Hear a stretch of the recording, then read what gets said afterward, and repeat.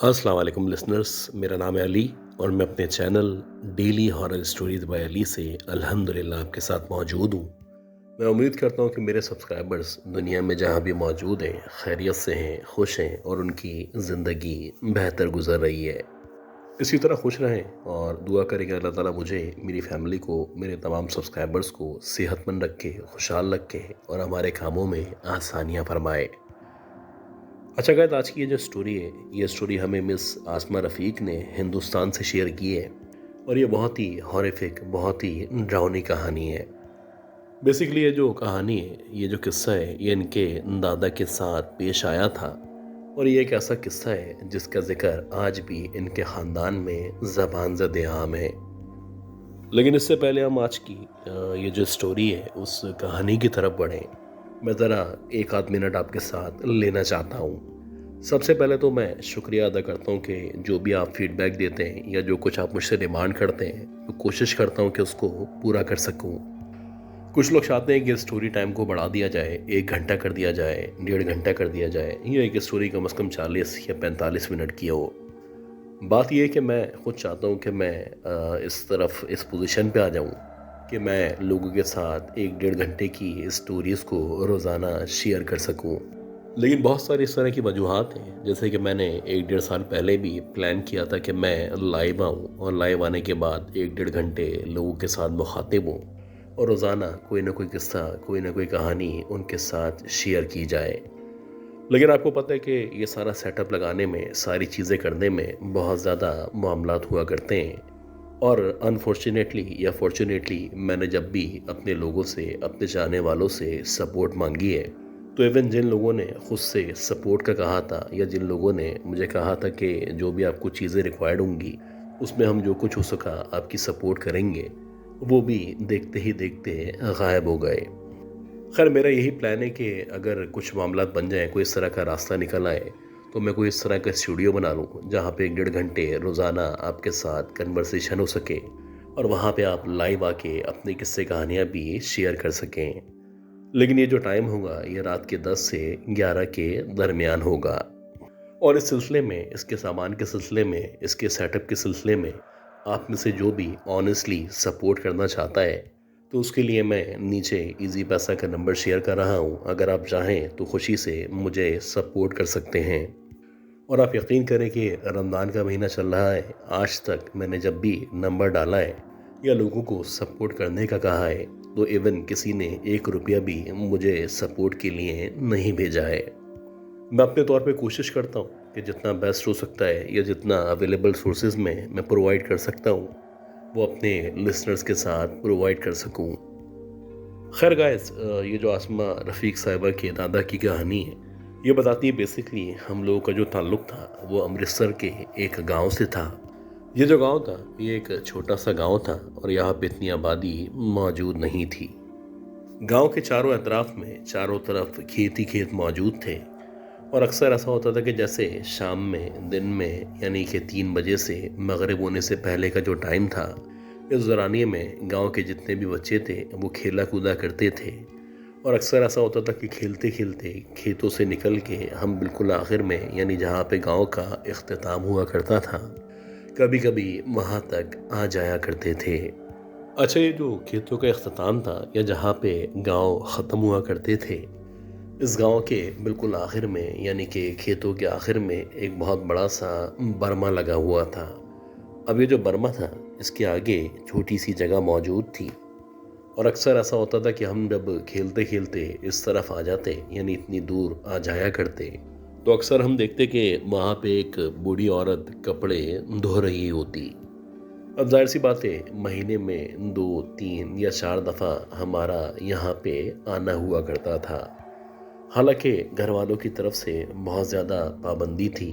घर वालों को पता ही नहीं था कि हम आग बचा के इतनी दूर यहाँ तक आ जाया करते हैं। कभी कभी हम उस बूढ़ी औरत के पास खड़े हो जाते, उसको कपड़े धोते हुए देखते और फिर कुछ देर के बाद हम वापस अपने गांव की तरफ या अपने घर की तरफ रवाना हो जाते। वैसे आमतौर पे मेरे साथ मेरे गांव के 2 3 दोस्त ज़रूर हुआ करते जब भी मैं इस तरफ आया करता। लेकिन एक दफ़ा ऐसा इत्तेफाक हुआ कि मेरा एक दोस्त था जो कि गांव छोड़ के किसी दूसरे गांव में शिफ्ट हो चुका था।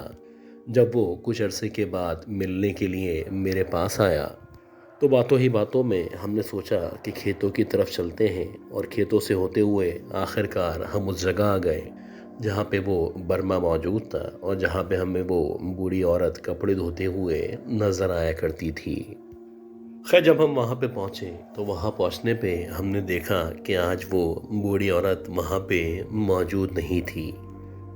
हम बच्चे थे, ज़ाहिर सी बात है, इतना नहीं सोचा और वापस से अपने गांव अपने घर के पास आ गए।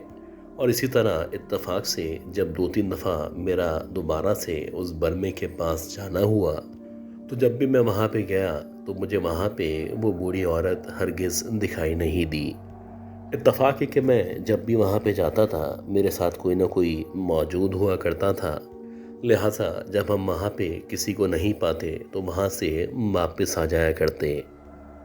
इसी तरह एक दफ़ा ऐसा हुआ कि मैं अकेला ही घर वालों से नाराज़ होके, या एक तरह से घर वालों को धमकी दे के कि जैसे मैं अपना घर छोड़ के या गांव छोड़ के कहीं चला जाऊंगा, यहाँ इस बरमे के पास आ गया। जब मैं बरमे के पास आया तो ये असर के बाद का टाइम था और यहाँ पे दूर दूर तक कोई भी दिखाई नहीं दे रहा था।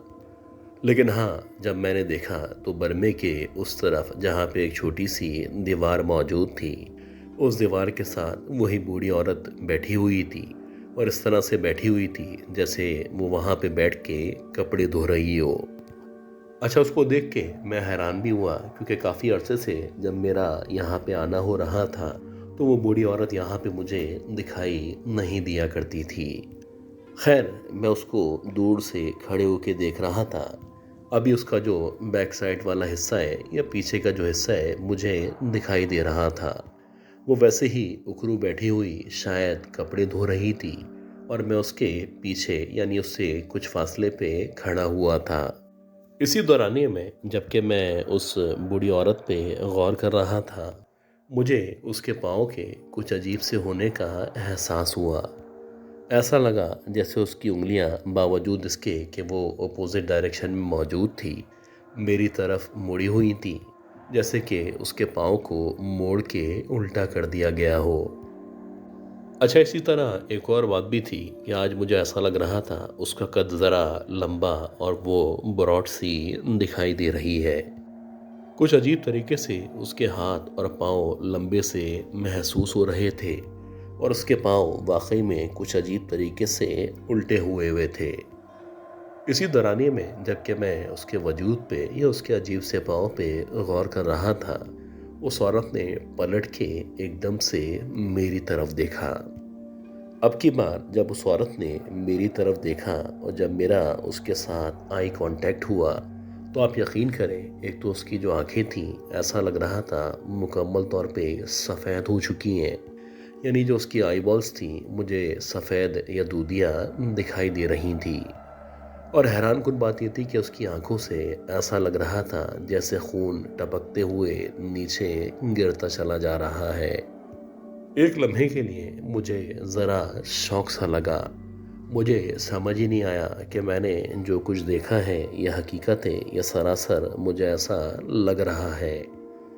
लेकिन यकीन करें, जब मैंने उस पे दोबारा से गौर किया तो वाकई में उसका चेहरा भी बहुत ज़्यादा खौफनाक और अजीब सा महसूस हो रहा था। खैर, मुझे अंदाज़ा हो रहा था यकीनन कुछ न कुछ गलत होने वाला है। लिहाजा मैं दबे पाँव वापस पलटा और मैंने वापस अपने गांव अपने घर की तरफ दौड़ लगा दी। मेरा ख्याल है कि मैं इतनी तेज़ रफ्तारी से भागा कि मेरे गांव या मेरे घर का जो रास्ता था वो आधे ही टाइम के अंदर अंदर तय हो गया।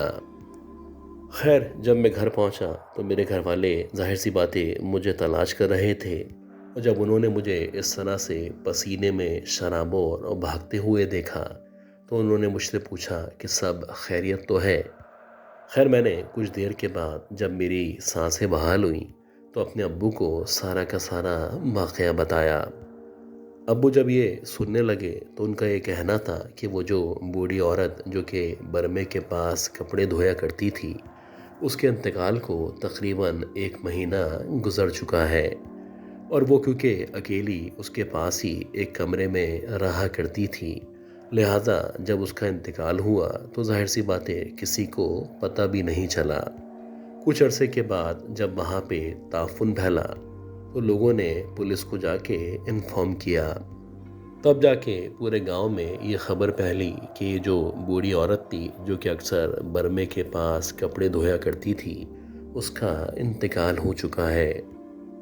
अब अजीब बात ये थी कि ज़ाहिर सी बात है उसका इंतकाल तो पहले हो चुका था, लेकिन मैं उसके रूप में जिस मखलूक से मिल के आ रहा था, उसका जो खौफ था मेरे दिल में इस कदर तारी हो चुका था कि मुझे लग रहा था कि शायद मैं अब खेतों की तरफ कदम बढ़ाने से भी परहेज़ करूँगा।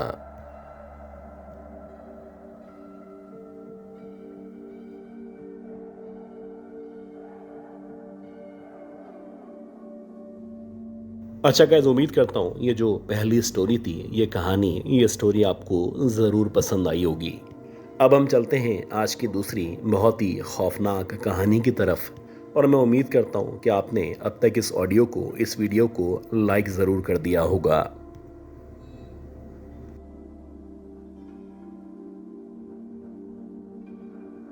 अक्सर वो स्टूडेंट जो किसी छोटे गांव में, छोटे शहर में रहा करते हैं, तो जब वो किसी बड़े शहर में या किसी बड़ी यूनिवर्सिटी में एडमिशन लेते हैं तो सबसे पहले जो उनका मसला होता है वो उनकी रिहाइश का मसला होता है।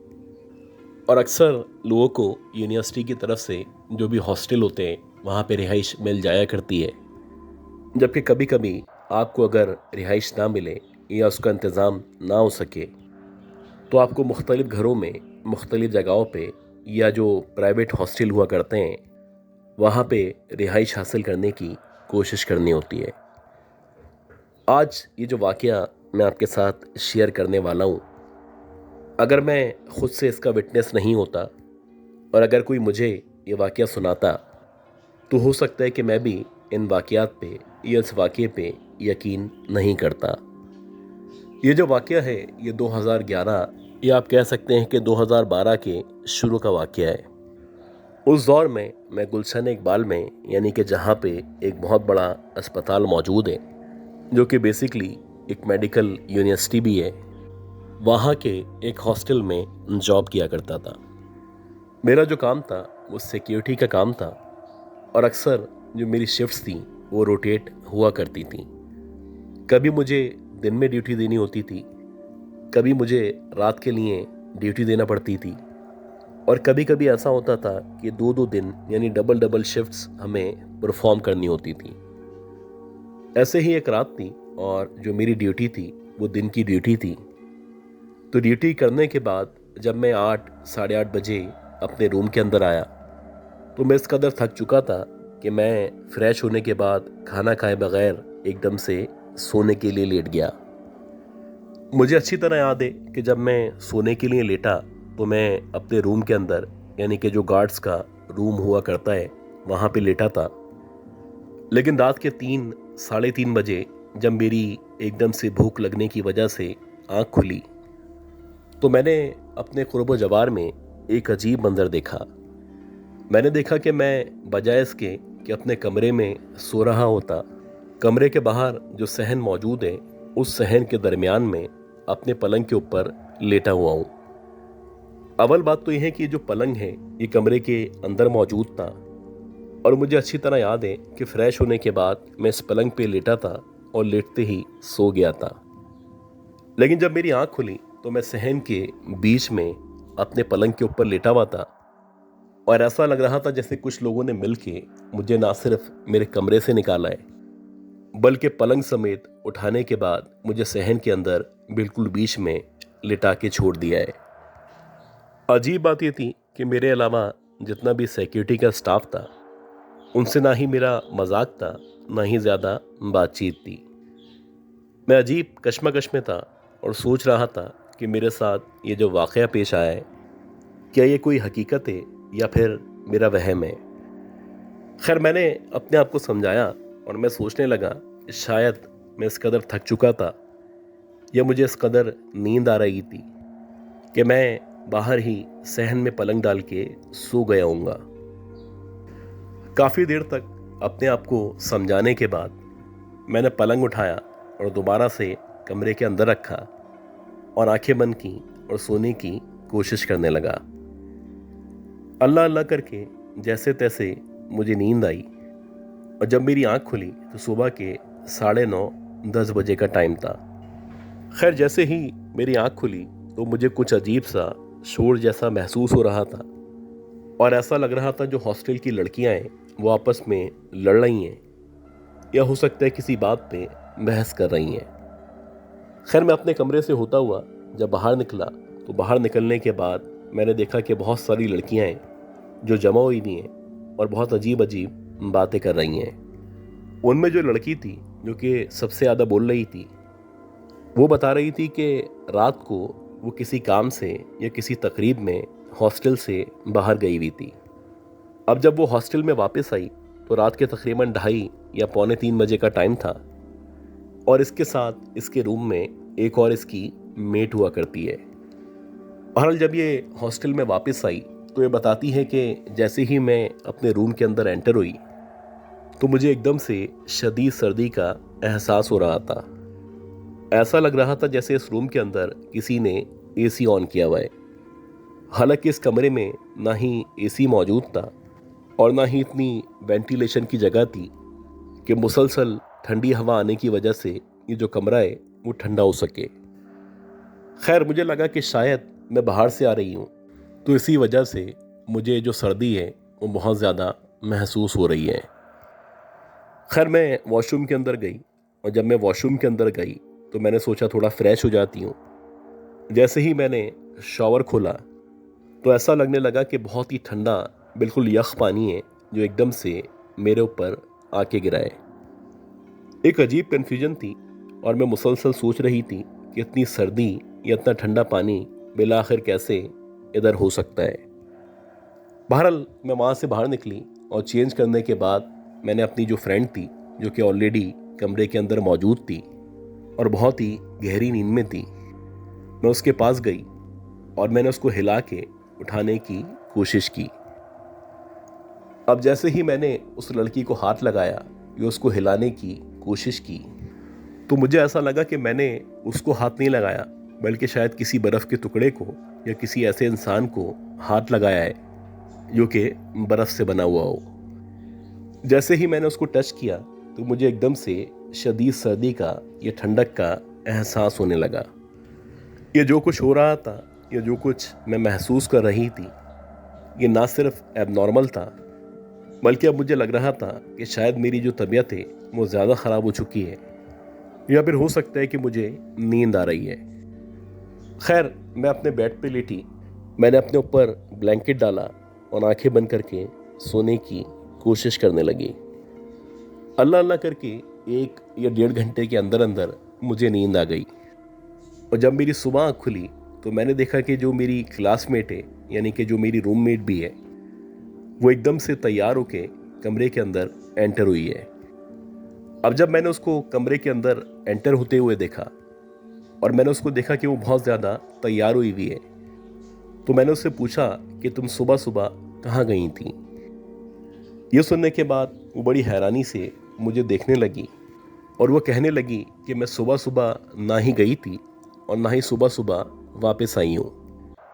मैं कल शाम में जब तुम ऑलरेडी बाहर गई हुई थी उसके बाद अपने एक कज़न के यहाँ गई हुई थी और मैं अभी वहीं से ही कुछ देर पहले वापस आई हूँ। अब जब उस लड़की ने इस तरह का जवाब दिया तो मेरी समझ में नहीं आ रहा था कि मेरे साथ मजाक कर रही है या फिर ये मुझे डराने की कोशिश कर रही है, क्योंकि मुझे अच्छी तरह याद है कि जब मैं रात के टाइम में वापस आई थी तो एक तो कमरे में बहुत ज़्यादा सर्दी का एहसास हो रहा था और इसके साथ साथ मैंने अपनी इस फ्रेंड को यहाँ पे बेड पे सोते हुए देखा था। और ना सिर्फ मैंने अपनी फ्रेंड को सोते हुए देखा था बल्कि मैंने इसको हिला के यानी इसको हाथ लगा के उठाने की कोशिश भी की थी। लेकिन मेरी जो रूममेट है वो इस बात को मानने को तैयार नहीं थी। वो कह रही थी कि आप चाहो तो सीसीटीवी कैमरे में चेक कर लो या रजिस्टर में चेक कर लो मैं कल रात में या पूरी रात में इस कमरे में मौजूद नहीं थी। एक अजीब केस था जो हम लोगों के, ख़ास तौर पे जो लड़कियां थीं, उनके सामने न सिर्फ आ चुका था, बल्कि अब सच्ची बात ये थी कि लड़कियों के साथ साथ मुझे भी थोड़ा सा डर लग रहा था। और मुझे आहिस्ता आहिस्ता करके यकीन होता चला जा रहा था कि इस हॉस्टल के अंदर कुछ ना कुछ ऐसा ज़रूर है जो कि हमें अपनी प्रेजेंस शो कर रहा है, या फिर कोई ना कोई इस तरह की मखलूक़ात हैं जो हमें बताना चाहती हैं कि इस हॉस्टल में हमारे साथ साथ वो भी रहा करती हैं। इसी तरह कुछ मज़ीद टाइम गुजरा और तकरीबन एक हफ्ते के बाद इस हॉस्टल के अंदर एक और वाक़या पेश आया। हुआ कुछ इस तरह से कि जो फर्स्ट फ्लोर था, इस फ्लोर के ऊपर जो लड़कियां रहा करती थीं, तो उनमें से एक लड़की का ये कहना था कि मैं अपने घर वालों से या अपने फैमिली में किसी से भी फ़ोन पे बात कर रही थी, तो बात करते करते जो मेरे साथ लड़की रहा करती है वो एकदम से रूम के अंदर एंटर हुई। और जैसे ही वो रूम के अंदर एंटर हुई तो उसने मेरी तरफ देखा, और मेरी तरफ देखने के बाद वो सीधी गुस्ल खाने में चली गई। अब मेरा जो फोकस था वो फ़ोन की तरफ था और मैं मुसलसल अपने घर वालों से बातें कर रही थी। खैर, जब मैं फ़ोन से फ्री हुई और फ्री होने के बाद मुझे भी महसूस हुआ कि मुझे वॉशरूम का इस्तेमाल करना है, तो मैं उठी और मैंने सोचा कि नॉक करती हूँ और उस लड़की से बोलती हूँ कि जितना जल्दी हो सकता है बाहर आने की कोशिश करो। और इसी इरादे से मैं खड़ी हुई और खड़े होने के बाद वो जो वॉशरूम था वहाँ पे जाके मैंने नॉक करना शुरू किया। मैंने नॉक किया तो अंदर से किसी की भी आवाज़ नहीं आई। इसी तरह मैं तकरीबन 2 या 3 मिनट तक नॉक करती रही और मुसलसल उस लड़की का नाम लेके उसको आवाज़ देती चली गई। लेकिन इन 2 या 3 मिनट तक मुसलसल उस लड़की का कोई भी रिस्पॉन्स मुझे नहीं सुनाई दिया। अब मुझे लगने लगा कि जो लड़की है यकीनन मेरे साथ मजाक कर रही है या फिर ये मुझे तंग करना चाहती है। लिहाजा मैंने सोचा कि अब इसने अगर दरवाज़ा नहीं खोला तो मैं धक्का दे के या जैसे भी दरवाज़ा खोलने की कोशिश करूँगी। और ऐसे ही हुआ कि 3 या 4 मिनट मज़ीद वेट करने के बाद जब मैंने धक्का दे के दरवाज़े को खोलने की कोशिश की तो एकदम से दरवाज़ा फ़ौरन से खुल गया। और अजीब बात ये थी कि जब दरवाज़ा खुला तो दरवाज़ा खुलने के बाद जब मैंने अंदर की तरफ देखा तो अंदर ना ही मेरी रूममेट मौजूद थी और ना ही मेरी रूममेट के अलावा कोई अंदर मौजूद था। लेकिन अजीब बात ये थी कि जो नलका है वो खुला हुआ था और पानी चारों तरफ फैला हुआ था। ऐसा लग रहा था अब से कुछ देर पहले कोई ना कोई यहाँ पे न सिर्फ मौजूद था बल्कि इस जगह को या इस एरिया को मुसलसल इस्तेमाल कर रहा था। अब ये जो बैक टू बैक वाक़यात थे जो कि इस हॉस्टल में न सिर्फ पेश आ रहे थे बल्कि यहाँ की जो भी इंतज़ामिया थी, ख़ास तौर पे यहाँ पे जो एक फ़ीमेल इंचार्ज थी, उनको भी बार बार इन वाक़यात के बारे में बताया जा रहा था। खैर, उन्होंने अपने तौर पे मुख्तलिफ जो भी स्टाफ थे या उनके जो भी सीनियर थे उनसे इन बातों के बारे में डिस्कस करना शुरू किया। और उसके बाद इस हॉस्टल में ख़ास तौर पे फर्स्ट फ्लोर पे तकरीबन 4 या 5 हफ्तों तक मुसलसल कुरान ख़वानी करवाई गई। और अक्सर लड़कियों को कहा जाता कि वो अपने अपने रूम्स के अंदर सूरह बकरा की तिलावत लगा के रखा करें।